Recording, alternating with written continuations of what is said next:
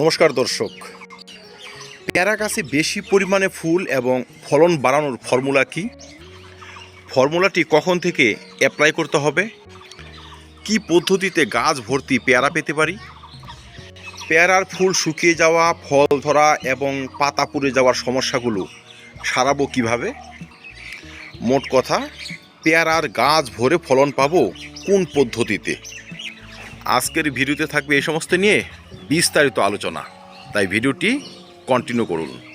দর্শক, পেয়ারা গাছ ভরে কুড়ি পাওয়া সম্ভব, ফুল পাওয়া সম্ভব যদি মার্চের এই প্রথম সপ্তাহ থেকে আমরা যত্ন সঠিক করতে পারি। কারণ গ্রীষ্মকালীন যে পেয়ারার ফলনটি হবে এই ফেব্রুয়ারির লাস্ট, মার্চের প্রথম থেকে কিন্তু ফুল আসা শুরু করবে। আর ফুল আসার এই লগ্নে যদি আমরা যত্ন সঠিক করতে পারি, সেক্ষেত্রে সত্যি কিন্তু গাছ ভরি পেয়ারার ফুল আসবে এবং যখন ফুলের সংখ্যা বাড়বে, ফলন সংখ্যা বাড়বে। তো আমার ছোট্ট একটি গাছে কি পরিমাণে ফুল চলে এসেছে বা আসা স্টার্ট রয়েছে, চলুন সেটি একবার ছোট্ট করে দেখে নিই। আমার এই গাছটি অসুস্থ ছিল। আমি কিছুদিন আগে গাছটিকে রিপোর্ট করেছিলাম। তো রিপোর্ট করার পর যে নতুন শাখাগুলো বেরিয়েছে, দেখুন প্রত্যেকটি শাখার মাথায় ফুল। এই যে ফুল দেখতে পাচ্ছেন, দুটো ফুল। এই শাখাটি একটু বাড়লে এখানেও কিন্তু ফুল থাকবে। যাই হোক, এটি একটি। এখানে দেখুন ছোট ছোট শাখা বেরিয়েছে। প্রত্যেকটি শাখার কিনারের মধ্যে এই ফুল দেখতে পাচ্ছেন। এইদিকে আসুন, এই দেখুন ফুল ফুল, এগুলো কিন্তু ফুল। এইভাবে আমার গোটা গাছ ভরে কিন্তু ফুল চলে এসেছে। এই দেখুন ফুল। ঠিক আছে, তাহলে এই যে এখন ফুলগুলো আসছে, আমি কি যত্ন করেছিলাম, আপনারা কি যত্ন করবেন, চলুন সেটি ছোট করে দেখে নিই। যে কোনো গাছ থেকে দ্রুত ফুল নিয়ে আসার জন্য তার গ্রোথকে স্টপ করতে হয়। এই দেখুন মাথা কাটা। যখনই আমি মাথা কেটেছি তার সাইড থেকে কিন্তু ব্রাঞ্চ বেরিয়েছে। স্বাভাবিকভাবে যদি আমার এই গাছের মাথাটি থাকতো, সেক্ষেত্রে সেখানে দুটো চারটে ফুল হতো। কিন্তু মাথা কাটার পর এই দেখুন এখানে তিনটে চারটে শাখা, আর প্রতিটা পয়েন্ট থেকে কিন্তু শাখা বেরোচ্ছে, এই শাখাগুলো। আর এই সমস্ত শাখা যখন একটু বড় হবে, প্রতিটা শাখার মাথায় কিন্তু ফুল থাকবে। যেমন এটিতে বেরিয়েছে, এই দেখুন একটি শাখা বেরিয়েছে, এগুলো আগে ছিল না, এর মাথায় কিন্তু ফুল রয়েছে। দর্শক, যে শাখা অত্যাধিক বেড়ে গিয়েছে তার মাথাটি আপনারা অল্প একটু ছেটে দেবেন, আর এই মার্চের প্রথম সপ্তাহে ছাড়তে পারবেন। তবেই দেখবেন নতুন করে শাখার সংখ্যা বাড়বে, নতুন করে ফুলের কুড়ির সংখ্যা বাড়বে। আমি এখানেও কিন্তু তাই করেছি। এই দেখুন মাথা কাটা, মাথাটি কেটেছি, শাখা বেরোচ্ছে। এই দেখুন নতুন নতুন শাখা ভরে যাচ্ছে। এই যে এতে কিন্তু গাছ আবার ঝোপালো হবে। 2 নম্বর হচ্ছে ফুলের সংখ্যা বাড়ানোর জন্য এখন কিন্তু পেয়ারা গাছের গোড়ায় খাবার দিতে হবে। কারণ ফুল আসার সময় গাছের প্রচুর পরিমাণে এনার্জির প্রয়োজন পড়ে, প্রচুর পরিমাণে খাদ্যের প্রয়োজন পড়ে। তো বিগত দিনে ডিসেম্বর মাসে আমরা তেমন পরিমাণে খাবার দেইনি, গাছ তখন তেমন পরিমাণে খাদ্য গ্রহণও করেনি, ওই অল্প অল্প খাবার গ্রহণ করে তখনকার ফলগুলোকে সে যত্ন করেছে। তাই এখন আমাদের মিশ্র সার দিতে হবে। যেই সারে থাকবে ভার্মি কম্পোস্ট 1 মুঠি, আপনার সর্ষের খোল আধা মুঠি, হাড় গরু থাকবে আধা মুঠি, এবং এই পটাশিয়ামযুক্ত খাদ্য, লাল পটাশ হতে পারে, সাদা পটাশ হতে পারে, সেগুলো অল্প পরিমাণ দিতে হবে। অল্প একটু পেঁয়াজ এবং রসুনের খোসা দিতে পারেন, কলার খোসা একটু দিতে পারেন। ঠিক আছে, সেই সঙ্গে অল্প একটু বোরন এবং অনুখাদ্য আমাদের দিতে হবে। আমি তরল খাবারও ব্যবহার করেছি। দেখতে পাচ্ছেন এখানে কলার খোসাগুলো পড়ে রয়েছে।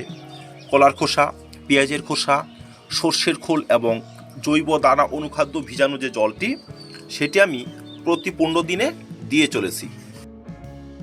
আর এই ধরনের উপাদানে রয়েছে প্রচুর পরিমাণে মাইক্রোনিউট্রিয়েন্টস এবং সেই সঙ্গে পটাশিয়াম, ফসফরাসের সোর্স, যা গাছ গ্রহণ করে এখন কিন্তু প্রচুর পরিমাণে ফুল নিয়ে আসা স্টার্ট করে দিয়েছে। তাই যারা আপনারা এখনও খাবার দেননি, এই ধরনের খাবার দিয়ে খাবার স্টার্ট করুন, আর কঠিন খাবারগুলো অল্প অল্প করে দিয়ে দিন। 3 নম্বর হচ্ছে এখন একটু ক্যালসিয়ামযুক্ত খাদ্য ব্যবহার করতে হবে। আপনারা গাছে স্প্রেও করতে পারেন, মাটিতেও দিয়ে দিতে পারেন।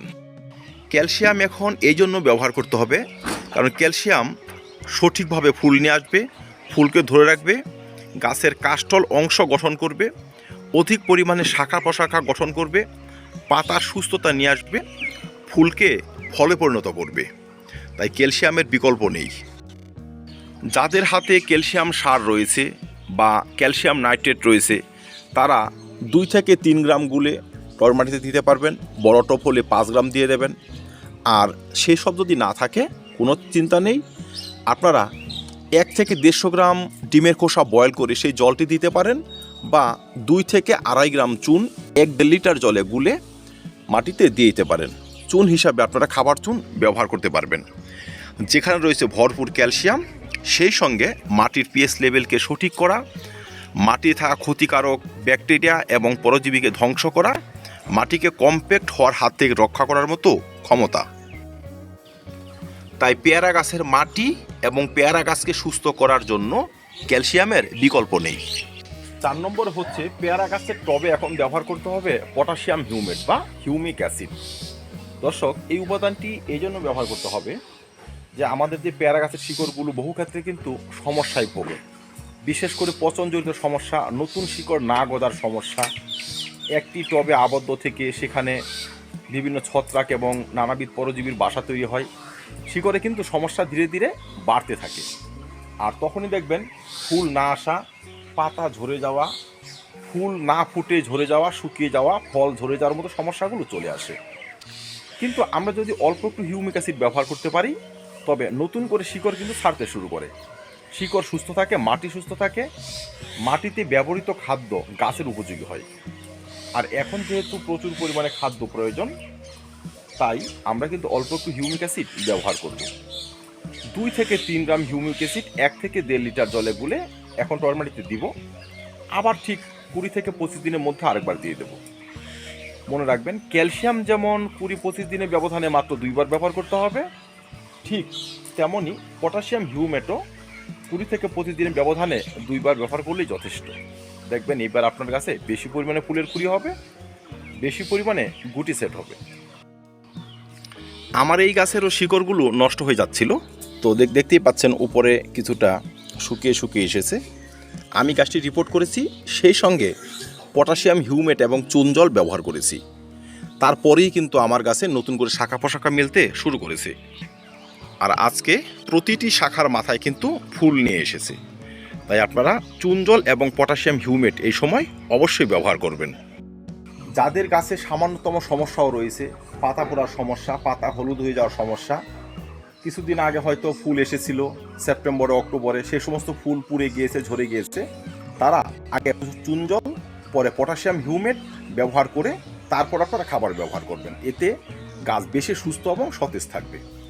চুন জল যদি আজকে ব্যবহার করেন, 4 থেকে 5 দিন পর পটাশিয়াম হিউমেট ব্যবহার করবেন, তার 2-1 দিন পরেই আপনারা খাবার ব্যবহার করতে পারবেন। আর মনে রাখবেন, কঠিন খাবার ব্যবহারের 2-1 দিন পরই আপনারা তরল খাবারও ব্যবহার করতে পারবেন। কঠিন খাবার 20-25 দিনের ব্যবধানে একবার, আর তরল খাবার 15 দিন বা 10 দিনের ব্যবধানে ব্যবহার করতে পারবেন। বহু ক্ষেত্রে পেয়ারা গাছের পাতা শুকিয়ে যাওয়া, পুড়ে যাওয়ার মতো সমস্যা আসে। দর্শক, শীতকালে যে সমস্ত পাতাগুলো বেরিয়েছিল, সেগুলো পাতা এখন অনেকটাই পরিণত। সেই সমস্ত পাতা যদি এমন শুকিয়ে যায়, হলুদ হয়ে যায়, লাল হয়ে যায়, সেটা কিন্তু পরিণত পাতা। সেই পাতা নিয়ে আমাদের টেনশন করার কিচ্ছু নেই, কারণ সেই পাতা পরে নতুন যে পাতাগুলো বেরোবে সেগুলো দেখতে হবে। সেগুলো যদি এমন সুস্থ সতেজ থাকে, সেক্ষেত্রে আপনার গাছ ঠিক রয়েছে। যদি সেই সমস্ত গাছের পাতাতে পোড়া সমস্যা থাকে, তবে আপনাকে গাছটি রিপোর্ট করতে হবে, কারণ গাছে রয়েছে শিকড়ের সমস্যা। রিপোর্ট করার সময় আপনারা সেখানে ব্লাইটক্স বা ব্যাবিস্টিনের মতো ছত্রাকনাশক ব্যবহার করবেন, বা যদি গাছটি রিপোর্ট করা না যায় কোনোভাবে, সেক্ষেত্রে চুন জল ব্যবহার করার পর অল্প একটু ছত্রাকনাশক মাটিতে ঢেলে দেবেন। এতে শিকড়ের সংক্রমণ কমবে, পাতা পড়ার সমস্যা আসবে না, গাছ বেশি বেশি করে ফুল নিয়ে আসবে। বহু ক্ষেত্রে ছত্রাকজনিত সমস্যা, অ্যানথ্রাকনোজের জন্যও কিন্তু পাতা এবং শাখা পুড়ে যায়। সেই ধরনের সমস্যা যদি আসতে শুরু করে, টবের মাটিতে যে সমস্ত উপাদান ব্যবহার করবেন, সেই সঙ্গে ভালো একটি ছত্রাকনাশক গাছে স্প্রে করবেন। এমিস্টার টপ, টাটা ব্লাইটক্স আপনারা ব্যবহার করতে পারেন। অ্যানথ্রাকনোজের লক্ষণ হলো কচি শাখা পুড়ে যাবে, নতুন করে শাখা পোশাখা বেরোবে না এবং পুরনো পাতা শুকিয়ে লাল হয়ে ঝরে যাবে। যখন সেই ধরনের লক্ষণ ফুটে ওঠে, নতুন শাখা পোশাখা গজানোর নাম না থাকে, সেক্ষেত্রে আপনারা কিন্তু ব্লাইটক্স অবশ্যই ব্যবহার করবেন। এমিস্টার টপ ব্যবহার করবেন। হাতের কাছে কিছু না থাকলে ম্যানকোজেব গ্রুপের ছত্রাকনাশকও স্প্রে করতে পারবেন। 10 দিনের ব্যবধানে 2-3 বার ব্যবহার করলে অ্যানথ্রাকনোজ সেরে যায়। দর্শক, অ্যানথ্রাকনোজ নিয়ে ভালো চিকিৎসা করা প্রয়োজন, কারণ অ্যানথ্রাকনোজ এমনই একটি মারাত্মক রোগ যে শুধু যে গাছকে নষ্ট করে দেয়, কচি পাতা নষ্ট করে দেয় তা নয়, ফুল যদি আসে সেই ফুলকে কালো করে ঝরিয়ে দেয়, ফল যদি থাকে সেই ফল ফেটে যায়, ফলে পচনজনিত সমস্যা আসে, ফল বড় হয় না, গাছ ধীরে ধীরে বনসাইয়ের মতো হতে শুরু করে, মানে খর্বাকৃতি হতে শুরু করে। তাই ফুল আসার আগে আগে যদি আমরা ছত্রাকনাশক 2-1 বার গাছে স্প্রে করতে পারি, সেই ধরনের সমস্যা আসে না। তো যাই হোক দর্শক, ছত্রাকনাশক দিয়ে আমাদের যত্ন কিন্তু শুরু হতে পারে। বন্ধুরা, সর্বশেষ হচ্ছে গাছে ব্যবহার করতে হবে ভালো মানের একটি পিজিআর। অন্যান্য যত্ন পরিচর্যা করে গাছকে যখন আমরা অনেকটা সুস্থ এবং সতেজ করে নিয়ে আসবো, বা যাদের গাছ অনেকটা সুস্থ এবং সতেজ রয়েছে, যেই গাছের বয়স প্রায় 2 বছর প্লাস হয়ে গেছে, সেই ধরনের গাছে কিন্তু পিজিআর ব্যবহার করতেই হবে। আর পিজিআর ব্যবহার করলেই দেখবেন প্রতিটি শাখার মাথায় সুস্থ ফুলের জন্ম হতে শুরু করেছে। আর পিজিআর যে শুধু সুস্থ ফুল নিয়ে আসে তা নয়, ফুল থেকে ফলে পরিণত হতেও সহায়তা করে। পেয়ারা গাছ থেকে অত্যাধিক পরিমাণে ফুল নিয়ে আসতে যে সমস্ত পিজিআর কার্যকরী ভূমিকা পালন করে, এর মধ্যে একটি হচ্ছে ট্রাইকন্ট্রোনল জাতীয় মিরাকুলান। 1 লিটার জলে মাত্র 1.5 ml মিরাকুলাম এখন যদি ব্যবহার করি, 10 দিন পর আরেকবার, 10 দিন পর আরেকবার, 3 বার ব্যবহার করে দেওয়ার পরই কিন্তু গাছ ভরে পেয়ারার ফুল নিয়ে আসবে। যদি মিরাকুলার হাতের কাছে না থাকে, কোনো টেনশন নেই, আপনারা বুস্টার 2 ব্যবহার করতে পারেন। 1 লিটার জলে 1 ফোঁটা মাত্র, এটাও কিন্তু ভালো কাজ হবে, আপনার গাছ ভরে ফুল আসবে। যাদের কাছে ফ্লোরা রয়েছে, 1 লিটার জলে 1.5 ml ফ্লোরা আপনারা স্প্রে করতে পারবেন। বন্ধুরা, আর কিচ্ছুর প্রয়োজন নেই। আমরা গাছের ডগা কেটে সামান্য একটু প্রুনিং করে যদি 4 থেকে 5 গুণ শাখা নিয়ে আসতে পারি, সেই সমস্ত শাখায় কিন্তু 5 থেকে 10 গুণ ফুল নিয়ে আসবে এবং 10 গুণ ফলন হবে। তার বাস্তব উদাহরণ হচ্ছে আমার এই শাখাটি। দেখুন, আমি এটি কেটেছি, কতগুলো শাখার জন্ম হওয়া শুরু হয়েছে এবং প্রতিটি শাখার মাথায় কিন্তু ফুল রয়েছে। আমি যদি শাখাটি না কাটতাম, সেক্ষেত্রে এই সমস্ত কচি শাখাগুলো এরা কিন্তু জন্ম হতো না। যখন এদের জন্ম হবে না, স্বাভাবিকভাবে কিন্তু ফলন কম হবে। তাই যারা ছাদ বাগানি, গাছ এমনি এমনি ফেলে রাখবেন না। সামান্য একটু পরিচর্যা, সামান্য একটু প্রুনিংয়ের মাধ্যমে প্রচুর পরিমাণে শাখা নিয়ে আসেন, সেই সঙ্গেই দেখবেন প্রচুর পরিমাণে ফুল আসা স্টার্ট হয়েছে, প্রচুর পরিমাণে ফলন আসা শুরু হয়েছে। আমরা বলি না যে 5টি যত্নে 5 গুণ ফলন, সেটা কিন্তু বাস্তব, সেটা সম্ভব যদি আপনারা সেসব অ্যাপ্লাই করতে পারেন। ধন্যবাদ দর্শক, আজকে এই পর্যন্তই। দেখা হবে অন্য ভিডিওতে অন্য কোনো টপিক নিয়ে। ভিডিওটি ভালো লাগলে লাইক এবং শেয়ার করে দেবেন, চ্যানেলটি সাবস্ক্রাইব করে পাশে থাকবেন। ভিডিওটি দেখার জন্য অসংখ্য ধন্যবাদ।